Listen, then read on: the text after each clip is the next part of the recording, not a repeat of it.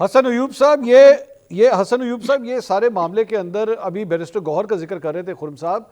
Barrister Gauhar तो कल कह रहे थे कि जो भी हलाकतें हुई, शहादतें हुई, हम सबकी मजम्मत करते हैं।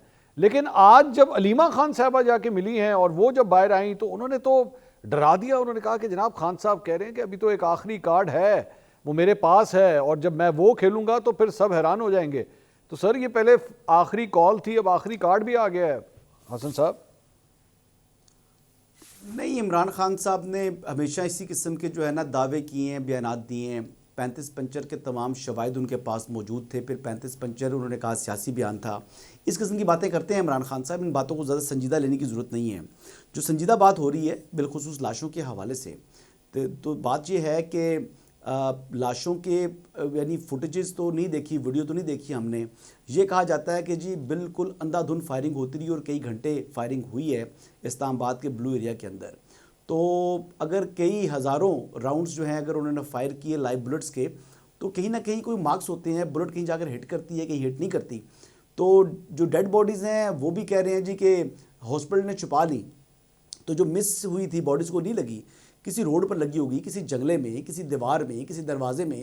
यानी ब्लू एरिया को ऐसी जगह तो नहीं कि वहाँ पर सिर्फ कुछ चटियल मैदान हो, वहाँ बिल्डिंग्स भी हैं, मेट्रो स्टेशंस भी हैं। आपने हम भी इस्लामाबाद के रहने वाले लोग हैं, हज़ारों लोग जो है ना वो रोज़ाना ब्लू एरिया आते हैं। वहाँ पर कहीं हमें तो ये इस किस्म के मार्क्स दिखाई नहीं दिए।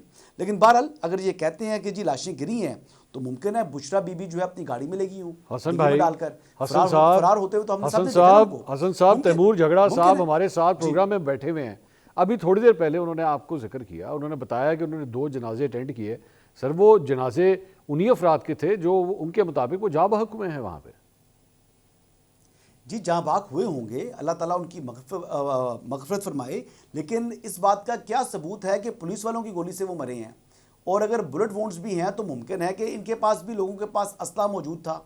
अब ये तो क्लेम करना, आपने साबित करना है कि जी पुलिस तो यानी वज़ीर दाखिला तो कहते हैं कि पुलिस के पास तो वेपन्स ही नहीं थे। अब पुलिस के पास अगर वेपन्स नहीं हैं और वो गोली लगी है तो मुमकिन है कि इनके पास से भी कितने अफगानी गिरफ्तार हुए हैं। जी अफगान नेशनल पहली बात यह है कि कर क्या रहे थे इनके जो है एहतजाज के अंदर। दूसरी बात मंसूर भाई आप बता दें कि जब इस्लामाबाद हाई कोर्ट का ऑर्डर इन फील्ड है, वो इनको कह रहा है कि आपने इस्लामाबाद नहीं आना, आपने इस्लामाबाद एहतजाज नहीं करना, तो इस्लामाबाद के ऑर्डर की वायलेशन किसने की? आपने की या मैंने की या तहरीक इंसाफ ने की? तहरीक इंसाफ ने की ना। अब फिर इसके अलावा इन एडिशन पुलिस ऑर्डर के अंदर लॉ एंड ऑर्डर को मेंटेन करने के लिए पुलिस को गोली चलाने का इख्तियार हासिल है। ये पुलिस ऑर्डर के अंदर लिखा है जब मॉब आउट ऑफ कंट्रोल हो जाए। और वार्निंग के बावजूद, यानी इससे पहले गुज़िश्ता रात भी एक खबर चलाई गई, उसमें कहा गया, सारा दिन हेडलाइन चलती थी कि इस्लामाबाद के अंदर रेड जोन में गोली जो है चलाने का, गोली मारने का इख्तियार दे दिया गया है लॉ एनफोर्समेंट एजेंसी। हसन भाई इसके बावजूद हसन भाई मेरी तसादुम को चाह रहे थे। हसन भाई मेरी अर्ज सुनिएगा। बात यह है कि सर क्या क्राउड कंट्रोल इस तरह होता है? अगर ये तावील भी अगर आपकी ले ली जाए कि जनाब कोर्ट ने कह दिया था, गोली चलाने का हुक्म था, इसलिए अगर गोली चली भी है तो जायज़ चली है। आपकी जो आर्ग्यूमेंट है वो मैं इस तरह परसीव कर रहा हूं कि आप मुझे ये आर्ग्यूमेंट दे रहे हैं कि जी चली है तो सही चली है। तो सर इस तरह तो माजी में फिर जब जब क्राउड पे गोली चली है तब भी सही चली है। कानून नाफिज करने वाले इदारों ने अभी थोड़ी देर पहले जो झगड़ा साहब जो एग्जांपल्स दे रहे थे, फिर वो भी जो चली तो सही चली, फिर उसमें रोना धोना किस बात का? सही चली फिर क्या? जी अदालत आलिया का एक ऑर्डर है और अदालत ने कहा है कि पुलिस ने जो इस्लामाबाद के अंदर एहतजाज की इजाज़त नहीं है और लॉ को इन्फोर्स करें। ठीक, अब लीगल कवर मौजूद है।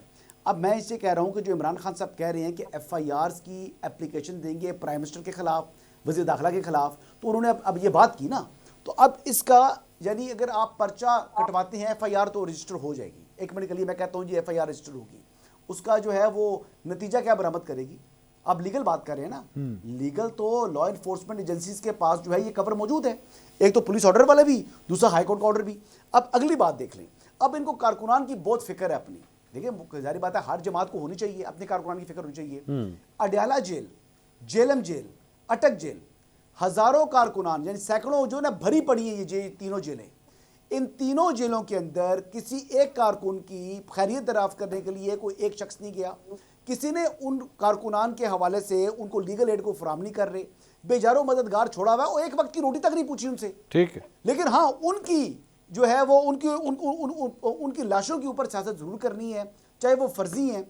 अभी तो लाशें मिली नहीं, तो इतना इन्होंने जो है तूफान खड़ा कर दिया है। अगर ये सोच रहे हैं कि इनको लाशें मिल जाती तो ये क्या कहर नाजल कर देंगे, पाकिस्तान को पूरी दुनिया में बदनाम कर देंगे। तो ये बुनियादी चंद चीज़ें हैं जी।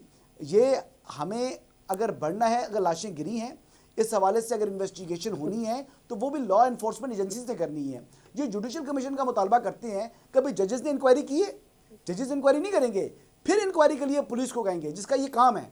तो पुलिस के जरिए आपको आगे बढ़ना है। अगर आपने इन्वेस्टिगेशन भी करानी है तो उसके लिए पहले आपने एप्लीकेशन देनी है। और जो भी कोई भी क्रिमिनल केस होता है वो टाइम बार नहीं होता।